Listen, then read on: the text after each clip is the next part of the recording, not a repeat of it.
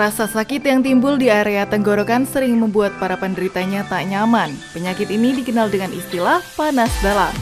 Rasa tak nyaman ini hadir di area tenggorokan kerap menimbulkan rasa panas ataupun sakit yang tak tertahankan. Walaupun panas dalam tak ada di dunia medis, namun sebetulnya kondisi ini bisa menjadi gejala penyakit tenggorokan yang diakibatkan karena infeksi virus atau bakteri.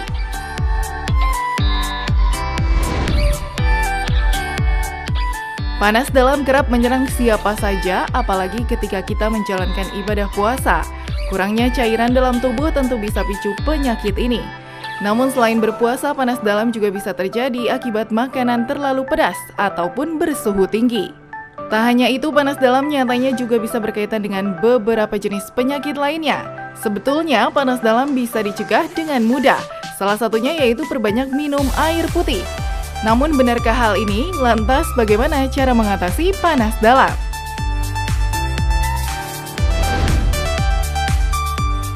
Untuk lebih jelasnya langsung saja yuk kita simak jawabannya bersama dokter di studio hari ini. Nah itu dia pemirsa, panas dalam kayaknya banyak dialami nih ya. Apalagi belakangan ini lagi menjalankan puasa sering banget panas dalam. Aduh dokter Eklis, aku panas dalam nih. Oke, tenang Mbak Dokter obatnya. Oh salah. Oke, kita sudah kedatangan expertnya. Ini adalah Prof. Dr. Ari, spesialis penyakit dalam, konsultan gastroenterhepatologi. Wah lengkap ya Prof? Wah lengkap sekali. Sehat Prof? Iya sehat, Prof, alhamdulillah. apa kabar sehat Prof? Iya, nah untuk menjawab Intan tadi, tapi yang jadi pertanyaan kita kan membahas soal panas dalam kan ya. Panas dalam itu yang mungkin menjadi pertanyaan masyarakat di rumah, apakah itu suatu penyakit Prof? Ya, jadi seperti yang sebutkan tadi bahwa panas dalam itu sebenarnya tidak dikenal di dalam dunia medis. Ya.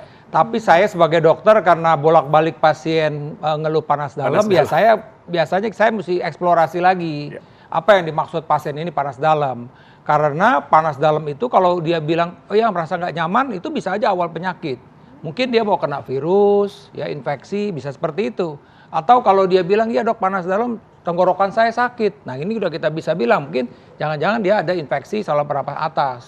Atau kadang-kadang bisa juga dia bilang panas gitu, kemudian juga apalagi kita eksplorasi panas dada juga seperti terbakar, jangan-jangan memang ini GERD yang naik ke atas gitu. Jadi istilah panas dalam itu memang tidak dikenal dalam dunia medis, tapi ketika pasien itu datang kepada dokter, ya pada saya misalnya sebagai dokter, saya akan tanya dulu nih apa sih masalahnya gitu loh. Sebuah gejala ya? Iya, ini ada suatu simptom, suatu gejala dan bisa macam-macam penyebabnya gitu. Oke. Jadi bisa macam-macam ya dokter ya, nggak cuman panas dalam tuh otomatis itu sakit karena tenggorokan yang bermasalah, tapi bisa dari GERD Betul, juga. bisa dari jangan-jangan karena asam lambung, karena mungkin mau demam berdarah Ya, bisa, bisa. mau kena infeksi tipes bisa, atau mungkin karena kurang minum aja gitu loh. Dehidrasi ya? Ya, dehidrasi ini bisa aja mungkin menjelang berbuka gitu ya, mungkin seharian juga dia banyak aktivitas, jam-jam 5 udah nggak enak nih, meriang-meriang badan, jangan-jangan itu karena, dan dia merasa panas dalam, padahal itu karena kurang minum aja. Kurang gitu. minum? Ya karena Oh. berpuasa. Ya. Oh karena bisa ya dokter kurang Iya. minum. Nah dokter, tapi ini kan kalau kita ngomongin buka puasa biasanya nggak terlepas dari namanya gorengan nih Ya, dokter. siap.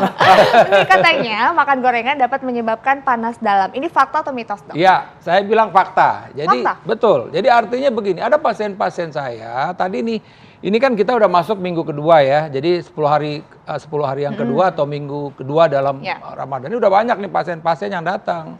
Ketika saya eksplorasi, ya itu tadi. Jadi ketika misalnya pada saat beduk, oke lah dia buka dengan air putih sedikit, langsung yang dihajar, mohon maaf, itu langsung gorengan. Oh. Nah ini yang tidak boleh. Enak soalnya. Iya itu dia masalahnya. Kenapa? Ah. Karena kan sebenarnya sejatinya kan dalam 13-14 jam kita berpuasa itu kan nggak ada cairan yang masuk. Ya kan makanan cairan nggak masuk. Jadi kering. Apalagi nih kalau kebetulan kerjanya seperti gini nih, kita ngobrol-ngobrol banyak ya. kering. Ya. Ya kan? Setelah itu apa yang terjadi? Ketika kering ini kita kasih goreng-gorengan. Ini tadi bisa mengiritasi. Tapi kalau kita sudah minum yang cukup ya kan, kemudian juga mungkin konsumsi kurma misalnya ya, maka nanti bisa aja kita masih mengkonsumsi itu jadi masalah. Akhirnya tadi tuh timbullah peradangan-peradangan. Nah itulah tadi pasien mengeluhkan bahwa dia ada rasa panas dalam. Jadi fakta itu bisa tuh bahwa makan gorengan itu bisa menyebabkan panas dalam seperti yang saya sebutkan tadi. Berarti jangan langsung gorengan ya.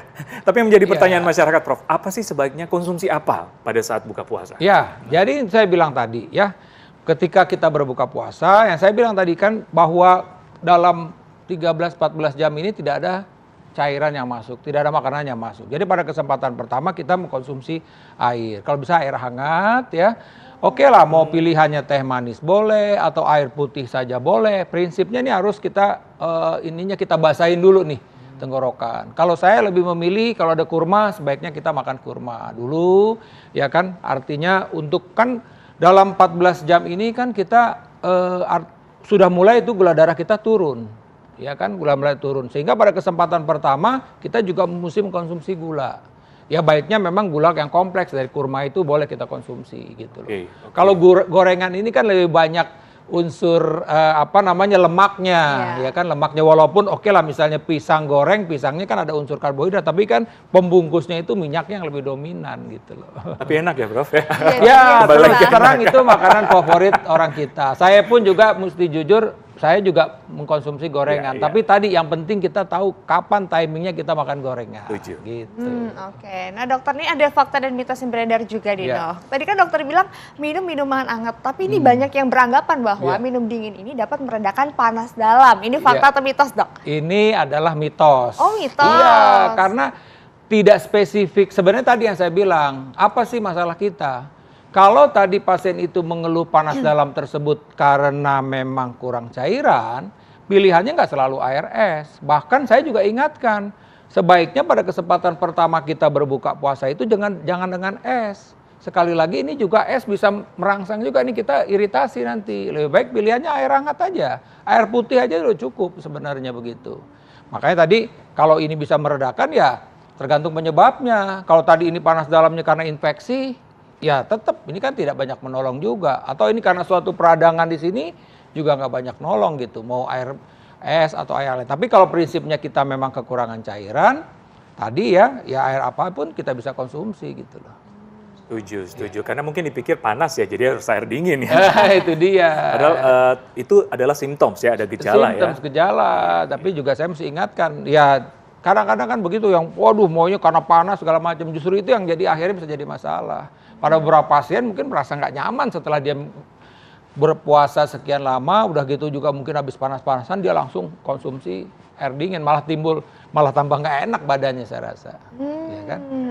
Nah dokter, tapi pencegahannya gimana dok supaya nggak kena panas dalam atau mencegah panas dalam? Ini ada fakta dan mitos yang beredar juga nih dok. Katanya kumur air garam ini dapat meredakan panas dalam saat berpuasa. Ini fakta atau mitos? Ya, saya bilang fakta. Fakta dalam arti kata begini ya, fakta kalau memang misalnya panas dalam itu karena ada peradangan tadi. Jadi air garam untuk kepentingan emergensi itu bisa meredakan tadi. Tapi sesaat, adanya peradangan tadi ya, sesaat aja. Tapi tentu kan mesti kalau ini karena memang akhirnya jadi bakteri perlu antibiotik. Tapi pada kesempatan pertama saya bilang bisa. Ya, tapi tadi kalau memang ini karena peradangan, begitu loh. Tapi kalau ini karena memang GERD, nggak bisa gitu loh. GERD nggak bisa, jadi kembali lagi pilihan-pilihan untuk mengatasi kondisi tersebut itu tergantung penyebabnya. Tapi oke lah, karena pada umumnya ya panas dalam ini karena peradangan lokal itu bisa membantu untuk istilahnya untuk keadaan sesaat aja gitu loh, untuk meredakan saja gitu. Tapi tentu tidak, kalau ini memang ada penyebabnya yang jelas ya kita harus mengobati apa penyebabnya gitu. Oke. Nah, ini pertanyaan kembali ke tadi sih, Prof. Kadangkala orang yang berpuasa kebanyakan mengalami gejala panas dalam, itu kenapa, Dok? Ya, yang tadi saya bilang tadi. Karena kan pada kesempatan pertama pada kesempatan pertama mereka itu salah memilih dalam mengkonsumsi pembukanya itu tadi. Tadi lebih banyak mengkonsumsi yang dingin-dingin langsung air es, sedingin-dinginnya. Ada yang langsung misalnya mengkonsumsi gorengan tadi. Ya sehingga tadi menginjus rasa itu, ya kan. Belum lagi tadi memang kan saya bilang ya ini kan cuaca sekarang juga cukup panas ya di Jakarta ya kalau kita lihat ya. Artinya apa? Kalau kebetulan memang kita sedang berpuasa dan toh kita mesti terpapar dengan udara di luar, itu kan juga membuat kita artinya pada last minute kita mau buka puasa itu kan juga kekurangan cairan gitu loh. Dehidrasi. Daya tahan tubuh juga mungkin Prof ya. Nah, belum lagi kalau tadi dia tidak menjaga daya tahan tubuhnya, ya kan. Mestinya orang yang berpuasa itu sehat, tambah sehat mestinya. Tapi tadi yang penting dia pinter mensiasati bagaimana pada saat makan buka dan juga saat sahurnya gitu loh. Dan tidurnya juga ya dok ya? Ya tidur, ya gini kalau tidur kan memang otomatis kita kurang lah. Namanya berpuasa itu kan nggak mungkin juga kita pasti kurang. Tapi tentu dalam situasi seperti itu ada kesempatan siang kita bisa tidur terlelap, silakan gitu ya. Tapi ya tetap juga kita artinya juga nggak boleh juga berlebih-lebihan gitu loh. Tapi memang secara umum kita akan kekurangan, pasti tidur kita akan kurang. Ya kan? Ya makanannya asupan nutrisinya betul, harus diperhatiin ya. Pilihan nutrisinya mesti tepat. Ya, nah dokter ini ada fakta dan mitos berikutnya. Gejala panas dalam ini katanya ada benjolan di dalam mulut. Ini fakta atau mitos? Tapi jangan dijawab dulu dokter. Iya. Bisa kita temukan jawabannya sesaat lagi, tetap di Hidup Sehat.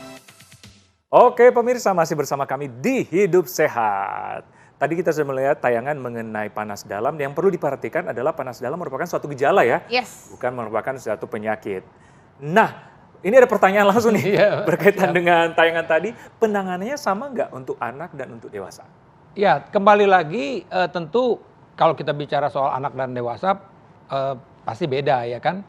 Nah, dan juga tergantung juga sebabnya. Ya kita bicara soal misalnya oke lah karena radang tenggorokan gitu ya. Kalau memang ini radang tenggorokan bicara soal anak kan dosisnya juga udah pasti beda ya kan gitu. Pilihan obatnya juga nggak selalu obat yang bisa untuk orang dewasa belum tentu juga untuk anak. Jadi kembali lagi ini tergantung kasusnya. Kasusnya gitu. ya. Ya gitu.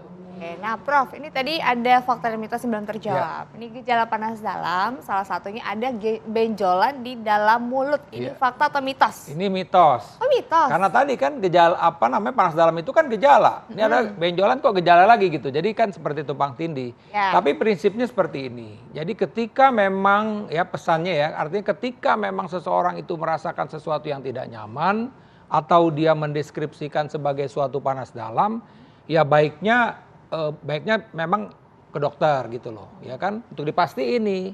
Ya dokter tentu akan memeriksa dari mana nih masalah panas dalamnya itu. Ya kalau bicara soal benjolan kan macam-macam. Apakah ini memang cuma hanya seperti orang bilang melenting saja karena iritasi misalnya, atau ini karena benjolannya di tonsil yang kita bilang amandel misalnya, atau mungkin benjolannya di daerah kita bilang paring-laring di daerah situ karena suatu peradangan yang kronis misalnya di daerah dekat pita suara. Jadi kembali lagi ketika bicara soal benjolan memang harus dipastikan dulu. Ini apa lokasinya itu di mana gitu. Penyebabnya apa ya? Ya, penyebabnya apa? Ya, di mana. Dan memang kalau ini berhubungan dengan THT ya tentu harus konsultasi ke dokter THT kalau ini dicurigai karena problem itu dari daerah telinga, hidung atau tenggorok gitu.